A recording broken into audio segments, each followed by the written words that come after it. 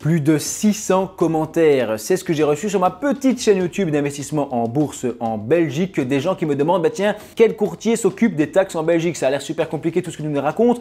Quel courtier s'occupe de quoi? Qui fait quoi? Quel est le meilleur courtier en bourse en Belgique? Je ne peux pas répondre à cette question puisque tout dépend de ton profil d'investisseur. Est-ce que tu as envie de déléguer cette fiscalité à un autre courtier ou est-ce que tu es prêt à t'occuper de plus de trucs toi-même pour bénéficier de meilleures fonctionnalités ou d'un service qui est important pour toi? Par contre, ce que je peux faire, c'est que je t'ai fait un tableau récapitulatif de la plupart des courtiers disponibles en Belgique. Ils y sont pas tous, mais j'en ai quand même mis presque 17. Oui, c'est ça, 17, dont tous les courtiers populaires, Trade Republic, De Giro, Bux, etc. Ils sont tous là, tu vas voir. Et qui s'occupe de quoi? Qui s'occupe de la TOB? Qui s'occupe de la tax renders? Qui s'occupe de mon compte en Belgique ou à l'étranger? Qu'est-ce que je dois déclarer si je choisis ce courtier? Attention que ça va rester assez synthétique. Quand tu as un courtier qui te plaît, il faudra aller faire tes propres recherches. Tu restes responsable de ce que tu fais. Attention aussi que moi, je fais cette vidéo ici. On est en février 2025, donc j'ai les informations aujourd'hui. Peut-être qu'il y a 2-3 trucs qui changent, mais normalement, ça ne change pas du jour au lendemain et c'est plutôt fiable ce que je vais te raconter. Il y a aussi un système de taxation sur la plus-value qui devrait être intégré en Belgique, mais il y a fort à parier que si un courtier ne s'occupe pas du tout des taxes belges, genre TOB et compagnie, il ne va pas tout d'un coup s'occuper de la taxe sur la plus-value. Donc, à mon avis, l'analyse, elle reste comme ça. Tu vois, mais je t'expliquerai tout dans le tableau, ce sera plus simple. On commence le classement avec Bolero, un excellent courtier en Belgique qui est un peu cher. Je t'ai mis des frais, tu vois, tout à droite à 5 €, mais tu peux avoir parfois des frais jusqu'à 10 €. 15 € à la transaction, ça dépend sur quelle bourse tu es, sur quel produit tu es. Donc, je t'ai mis un peu une moyenne générale, mais ça peut être plus, un peu moins. Il y a aussi des ETF chez Bolero dans une playlist spéciale là où tu peux avoir 2,50 € de frais. Donc, ça dépend. Et c'est un courtier qui est en Belgique. Évidemment, il gère toutes les taxes en Belgique. Presque tout puisqu'il ne gère pas par exemple l'exonération des dividendes. Donc tu sais peut-être qu'en Belgique, les 833 premiers euros pour les revenus en tout cas de 2024 ne sont pas taxés en termes de dividendes. Donc c'est super intéressant. On peut gagner ainsi à peu près 250 € pour les petits investisseurs, c'est chouette. Et ça, il faut le déclarer soi-même. Bolero ne s'en occupe pas. Il y a 2-3 autres trucs, des conventions fiscales, de double imposition pour certains pays, machin.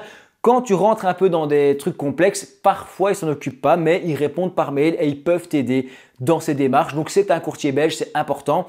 Au niveau de la déclaration au PCC, le PCC c'est le point de contact central de la BNB, Banque Nationale de Belgique. Si tu ouvres un compte à l'étranger sur Trade Republic ou comme celui d'en dessous, Bux ici aux Pays-Bas, il faudra déclarer ton compte. Donc quand j'ai mis une croix, ça veut dire qu'il ne faut pas le faire puisque Bolero est en Belgique, il ne faut rien faire. Le signe que je t'ai mis après les guillemets, c'est pour dire que oui, il s'occupe de ça. La gestion de la TOB, Bolero s'en occupe, il le fait à ta place. Normalement, les taux sont d'ailleurs bon, j'espère pour un courtier belge que les taux sont bons. Donc, c'est aussi une bonne utilisation que j'en fais. Quand j'ai un doute sur un ETF, je vais voir sur Bolero, je fais une simulation d'achat et je peux voir le décompte de la TOB sans même devoir acheter. Je peux voir quelle est la TOB, il suffit de diviser le montant et tu sais à combien ça va être taxé. Donc, c'est intéressant. Derrière la tax renders, Bolero s'en occupe aussi si jamais tu veux acheter des produits de taux. Donc, c'est des ETF ou des fonds qui ont plus de 10% investis dans des produits de taux, des ETF mixtes, etc.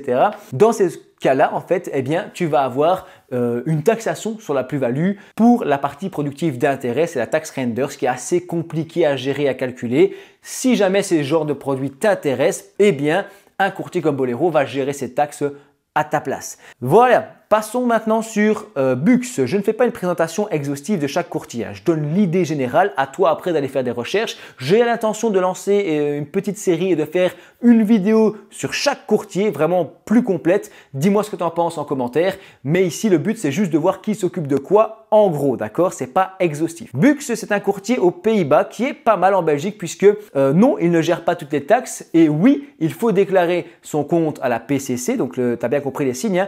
Oui, il faut déclarer son compte, mais oui, il gère la TOB. Ça, c'est assez rare pour un courtier étranger. Non, il ne gère pas la tax renders et pas les dividendes non plus. Généralement, quand il ne gère pas la tax renders, il ne gère pas non plus tes dividendes. Et j'ai mis 0 € de frais. Sauf que Bux, il va généralement appliquer un spread. Un spread, ça veut dire qu'il y a une différence entre le prix affiché dans l'application est le vrai prix des actifs financiers. Au lieu de coûter 4,98 €, eh bien, il t'affiche 5 €.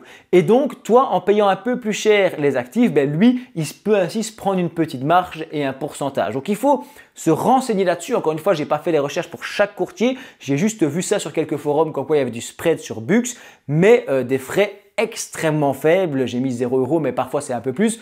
Et c'est un courtier qui est pourquoi pas intéressant pour les Belges, sachant qu'il peut gérer la TOB et la payer à notre place. Derrière, j'ai 2JRO, un courtier très populaire pour les Belges, parce que lui aussi, tu le verras, il paye la TOB. Attention, il ne gère pas toutes les taxes et oui, il faudra toi-même déclarer ton compte à la Banque nationale belge. J'ai fait un tuto là-dessus sur la chaîne, déclarer son compte. Ça s'appelle 3 déclarations pour les investisseurs en Belgique. Tu dois aller voir cette vidéo, elle t'expliquera qu'est-ce que tu dois faire. C'est pas très compliqué, ça prend pas beaucoup de temps. Mais voilà, c'est un truc en plus, une petite paperasse à faire. Derrière, DEGIRO, je confonds, DEGIRO gère la TOB. Donc ça, c'est vraiment un bon point à calculer, payer, déclarer la TOB. C'est cool. Par contre, il ne gère pas forcément les dividendes, pas non plus la taxe Reinders et probablement pas la taxe sur la plus-value qui va arriver bientôt. Derrière les frais, c'est à peu près 1 € par transaction. Ça peut être 2 € pour certaines bourses, ça peut être un peu plus, mais tu restes quand même vachement pas cher par rapport à d'autres courtiers. Ensuite, on passe sur Easy Broker aux Pays-Bas. Easy Broker qui ne paye pas les taxes pour les investisseurs belges. Oui, il faudra déclarer ton compte puisque c'est un compte à l'étranger. Cependant, Easy Broker peut se targuer de gérer à notre place la TOB. Mais comme pour les autres courtiers en ligne, tu peux le voir, il ne gère pas la taxe Reinders et les autres taxes. Donc en fait, c'est bien cet argument de TOB, mais le problème, c'est qu'un débutant qui se dit, voilà, c'est quoi les taxes en Belgique? Il y a une taxe sur la TOB. Maintenant, il va y avoir la plus-value, mais bref. Avant, on se disait, tiens, il gère la TOB, c'est génial, il s'occupe des taxes pour moi. C'est plus compliqué que ça, d'accord? Parce qu'il peut gérer la TOB, mais pas d'autres taxes. Et c'est là qu'est le piège. Et donc, tout d'un coup, on te tombe dessus pour les impôts impayés. Et c'est vrai, tu n'as pas payé tes impôts, c'est ta faute, c'est ta responsabilité, pas celle du courtier. Donc, il faut bien se renseigner et aller faire gaffe. Va sur, si un courtier t'intéresse, va évidemment sur leur site, fais tes propres recherches, regarde plein d'avis. Ici, c'est l'idée générale. Donc, Easy Broker ne s'occupe pas de toutes les taxes. Par contre, il gère quand même la TOB. Oui, il faudra déclarer son compte et non pas la taxe Reinders. On passe sur eToro qui est basé à Chypre. Généralement, les courtiers basés à Chypre ont un peu moins de garanties en termes de dépôt et d'actifs financiers.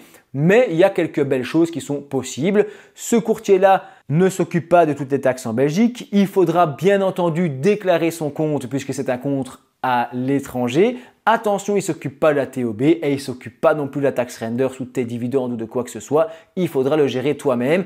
Par contre, les frais sont extrêmement bas, mais là aussi, j'ai entendu parler du spread sur eToro. Ça mériterait une vidéo complète sur le spread.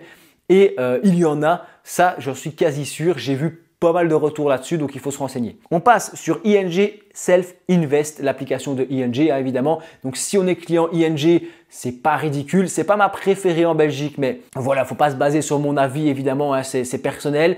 Mais voilà, j'étais un peu moins fan. Ce qui est cool, c'est qu'il gère toutes les taxes pour l'investisseur belge. Il faut pas déclarer son compte puisque c'est un compte belge. Donc il n'est pas étranger et il s'occupe de la TOB, de la taxe Reinders et probablement qu'ils vont se mettre à jour dès qu'il y aura les taxes sur les plus-values et les nouvelles réformes. Donc ça, c'est quand même une tranquillité. Sauf que le prix de la tranquillité, ici, c'est 3,50 € en moyenne et même au minimum. Donc voilà, ING Self Invest, c'est un peu moins cher, par exemple, je trouve, que Bolero, mais c'est quand même moins, ça présente quand même moins bien, n'est-ce pas? L'application, elle est un peu plus compliquée, le service, etc. Donc voilà, moi j'étais moins fan, mais aucun placement de produit dans cette vidéo. Moi, je donne mon avis, ça vaut ce que ça vaut. ING Self Invest, si tu es sur ING, pourquoi pas jeter un œil, d'accord, ça coûte rien. Et je passe directement sur Interactive Broker en Irlande, d'accord, l'Irlande qui est un véritable paradis fiscal en Europe, un siège de pas mal d'entreprises comme Google, etc. Il faudra absolument déclarer ton compte à l'étranger parce que c'est un courtier qui ne s'occupera pas des taxes en Belgique. Il ne s'occupe pas de la TOB, il ne s'occupe pas de la taxe Reinders, il ne s'occupe de rien. C'est à toi de le faire. Ils ont 3 € de prime, de prix en frais de courtage de manière générale. Et c'est généralement très axé vers le trading et ce genre de choses. Interactive Broker, c'est très puissant. Ils ont plusieurs partenaires et d'autres courtiers qui sont liés à eux. Donc pour le trading et tout, c'est cool. mais moi, petit investisseur particulier, quand j'ai essayé de me connecter à ça ou que j'ai regardé avec des amis, j'ai trouvé que c'était quand même très pollué comme interface avec des ordres très complexes que personnellement, je n'utilise jamais. Après, je suis pas un trader, d'accord? Donc, c'est important de comprendre que chacun a son petit profil d'investisseur et que ça dépendra de chacun. Interactive Broker, c'est fait. On passe à KeyTrade Bank qui est en Belgique. Donc, tu vas avoir un compte belge, donc pas besoin de le déclarer et KeyTrade Bank s'occupe de tous les impôts pour nous. En tout cas, ils gèrent la TOB, ils gèrent la Tax Renders et ils géreront probablement le reste. Je répète qu'il y a 2-3 subtilités dans tous ces courtiers là, belges, notamment en termes de déclaration de dividendes, d'intérêts, de certains trucs qu'ils font pas. Donc, il ne faut pas hésiter à envoyer un mail au service client, dire bah, tiens, j'ai vu qu'il y avait ça. Est-ce que vous vous en occupez? Oui ou non? Est-ce que je dois faire quelque chose? Et généralement, on te répond rapidement par mail et on t'aide, que ce soit sur KeyTrade, ING, Bolero ou Rebel qui va arriver après, etc. Les courtiers belges, ils t'aident, mais ils sont souvent plus chers. KeyTrade, on est sur 6 € en moyenne, d'accord? Donc, il y a des frais parfois moins chers ou plus chers. Tu vois que c'est 2 fois, 3 fois, 5 fois supérieur parfois à des autres courtiers, mais il y a ce service qui est aussi disponible. Après, ça s'étudie au cas par cas.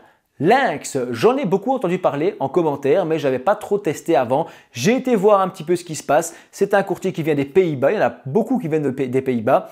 Et évidemment, c'est un courtier étranger. Donc non, il ne s'occupe pas de toutes les taxes en Belgique. Oui, il faudra déclarer ton compte Lynx. Oui, il s'occupe de la TOB. Donc ça, c'est plutôt cool. Non, il ne s'occupe pas de la tax renders. Et probablement pas des dividendes, intérêts, plus-value, tout ce qui va s'en suivre derrière. Donc la TOB, c'est cool, ça nous allège d'un point de vue investisseur parce que si tu prends des ETF capitalisants, d'accord, tu touches pas de dividendes. Si tu évites la tax renders en prenant des ETF 100% actions, j'ai déjà parlé de la tax renders, va voir la vidéo, c'est une taxe qui est ennuyante, mais qui fait que certains produits d'auto restent quand même intéressants. Oui, il y a une tax renders dessus, mais ils restent intéressants ces produits-là dans certaines stratégies. Mais pour un investisseur à très long terme qui choisit un ETF capitalisant à 100% en actions, eh bien, il n'a pas de dividendes, il n'a pas d'intérêt, il n'a pas non plus de tax renders. Donc, tout ce qui reste, c'est la TOB qui est gérée par le courtier. Donc, finalement, la gestion de la TOB, c'est important. Mi-direct, un courtier belge qui va s'occuper des taxes en Belgique, qui ne devra pas déclarer son compte. Il n'y a rien à faire à ce niveau-là. Pas de démarche. Il gère la TOB, la tax renders et probablement toutes les autres taxes qui risquent d'arriver à l'avenir. Par contre, il y a toujours les 2-3 petits trucs que tu dois gérer toi-même. Demande-leur. 10 € en moyenne de frais, c'est l'un des plus chers, mais j'ai entendu selon certains abonnés qu'il y avait un bon service client, qu'ils étaient assez contents. Donc, pourquoi pas aller jeter un œil. Encore une fois, moi, je ne suis pas là pour conseiller un courtier à qui que ce soit.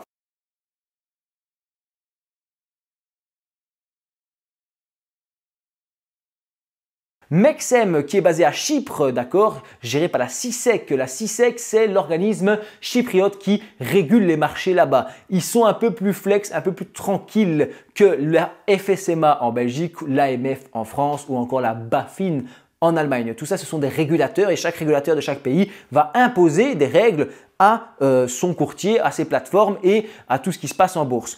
Et certains sont plus sévères que d'autres. Mais bref, à Chypre, ils sont en train d'avancer. J'ai vu qu'il y avait pas mal de nouvelles réglementations qui entraient en vigueur, donc je pense qu'ils sont en train de serrer la vis. Mexem, tu peux voir ici qu'il faudra évidemment déclarer ton compte à l'étranger puisque c'est un compte étranger et qui ne va pas s'occuper de toutes tes taxes. Par contre, il s'occupe de la TOB et pas de la tax renders et du reste. En fait, on a un schéma qui se dessine, c'est toujours la même chose. 2,40 € de frais en moyenne. Il y a d'autres choses à savoir. J'ai parlé des spreads, j'ai pas parlé des prêts de titres. Certains courtiers font du prêt de titres. Ça veut dire qu'ils prennent tes actions que tu as chez eux et ils les prêtent à d'autres investisseurs, des traders, etc. Et ils se font de l'argent grâce à ça, qui peuvent ensuite te reverser pour faire diminuer tes frais ou alors ça sert à faire tourner leur business. Mais c'est aussi un risque pour la solvabilité d'entreprise qui peut se retrouver impactée en cas de problème avec cette histoire de prêt de titre. C'est une pratique que moi je n'aime pas trop, mais encore une fois, je n'ai pas tout récapitulé dans cette vidéo, sinon elle serait beaucoup trop longue. Bref, derrière on a Rebel de Belfius. Là, tu peux t'attendre à peu près à 6 € de frais en moyenne. Pour ce qui est de la gestion des taxes, ben oui, il s'occupe de toutes les taxes en Belgique ou presque. Il ne faudra pas déclarer ton compte puisque c'est un compte belge. Ils vont gérer ta TOB et ils vont gérer ta tax renders. C'est super. Encore une fois, Rebel, il faut savoir qu'ils sont liés à Belfius. Donc, si tu as un compte Belfius, c'est quand même plus pratique. Et le problème, encore une fois, c'est que c'est un peu plus cher en termes de frais. Il y a certaines fonctionnalités sympas qu'on n'a pas dessus. Mais ça, c'est la même chose pour tous les courtiers belges. Il y a vraiment un choix à faire et ça, je ne peux pas t'aider à choisir. Revolut, Revolut, très connu. C'est un courtier qui vient à la base de Lituanie. Ils ont des succursales ailleurs hein, et ils s'occupent pas de toutes les taxes pour les Belges. Il faudra aussi déclarer ton compte évidemment. Ils ne s'occupent pas de la TOB, ils ne s'occupent pas non plus des taxes, Renders et compagnie. Pour l'instant, au moment où je tourne cette vidéo en janvier-février 2025, dans cette zone-là, quand j'ai pris mes infos, ce n'était pas le cas en tout cas. Et tu peux compter à peu près 2 € de frais, ce qui a l'air pas très cher et plutôt intéressant. Revolut, il est à la cote, mais pour les Belges, ce n'est pas forcément le top. Actuellement, encore une fois, il faut voir ce que ça va donner. Saxo Bank, domicilié au Danemark, a une succursale en Belgique et peut donc nous permettre de gérer toutes les taxes belges. Ça veut dire que tu ne devras pas déclarer ton compte. Il faut bien évidemment passer par la partie belge. Il faut se mettre en truc Belgique et tout ça. Normalement, c'était assez clair dans mon souvenir, même si ça fait longtemps.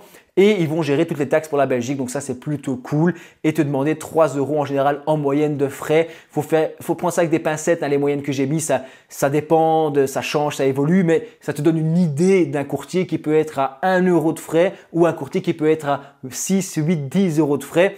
Ça change quand même. Hein. Sur 2 opérations à 1 €, ça fait 2 €. 2 opérations à 8 €, ça fait 16 €. 2 €, 16 €, tu perds 14 € dans l'histoire. Ça fait quand même mal. Derrière, si tu fais peu d'ordre, est-ce que ça vaut vraiment le coup d'aller sur un courtier en ligne quand on sait toute la paperasse administrative qu'on va devoir gérer? Même si cette paperasse, il faut la maîtriser, la fiscalité, pour optimiser évidemment ça, même si c'est pas toi qui la gère derrière. Bref, le Trade Republic, le fameux Trade Republic en Allemagne, géré par la BaFin, d'accord, le régulateur allemand, ce n'est pas un courtier belge, donc tu vas devoir déclarer ton compte. Il va pas s'occuper de toutes les taxes en Belgique, il s'occupe pas de la TOB, ni de la taxe Renders, ni de rien du tout, mais il te fournit un document pour t'aider à calculer, déclarer, remplir la TOB.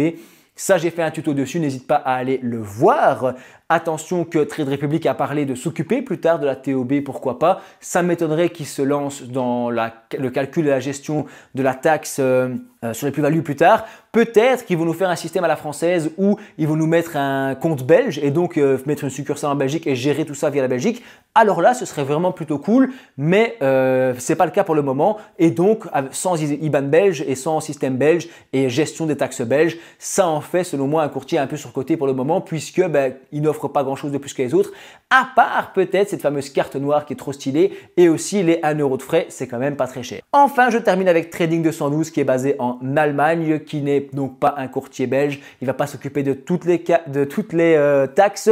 Il va falloir déclarer son compte, il va falloir soi-même gérer la TOB et la taxe Renders.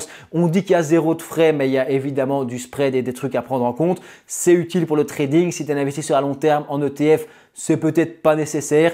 À toi de me dire ton avis en commentaire. Si tu as déjà choisi un courtier, si tu prévois d'avoir plusieurs comptes titres, on peut faire ça évidemment en fonction de ce qui nous intéresse à gauche, à droite. J'en ai pas parlé, mais il y a aussi un système de fractionnement d'actions. Certains courtiers te permettent d'acheter des parts d'actions ou d'ETF. Donc, si tu as un ETF à 500 €, tu peux en acheter 100 €. Et sur des courtiers habituels comme la Belgique, tu vas généralement devoir acheter des parts entières. Et donc, un ETF à 500 €, tu dois à chaque fois le prendre par lot de 500. Je peux te dire que si tu veux investir 300 € par mois, des lots de 500, ça fait mal, tu vois. Donc, bon, c'est toujours un peu compliqué à prendre en compte le fractionnement d'actions. Il y a d'autres critères, j'insiste vraiment pour le choix d'un courtier, mais je voulais te dire qui s'occupe de quoi et qui gère les taxes belges. C'est vraiment le focus dans ma vidéo. On peut imaginer d'ouvrir un compte étranger, de gérer certains placements là-dessus et avoir un compte belge pour les produits soumis à la taxe Renders ou à certains trucs et pour calculer les TOB et tout ça. Pourquoi pas faire un mix? Encore une fois, aucun conseil, aucune recommandation. Chacun fait ce qu'il veut. Je te parle ainsi, je te partage mes réflexions de petit investisseur belge. Je ne suis pas un expert en investissement et encore moins un conseiller financier ou un fiscaliste. Je peux faire des erreurs, mon classement n'était pas exhaustif. Tu dois absolument faire tes propres recherches, comprendre qu'investir comporte des risques de perte en capital. N'hésite pas à consulter cette playlist avec mes autres vidéos sur l'investissement en bourse en Belgique et je pense nous faire une petite sélection de courtiers et faire des petits tests dessus, vous dire un peu ce que j'en pense, de quoi ils s'occupent, etc. de manière plus claire puisque ici c'était vraiment synthétique, même si ma vidéo est sûrement déjà assez longue. Je te dis merci d'avoir regardé ma vidéo jusqu'au bout.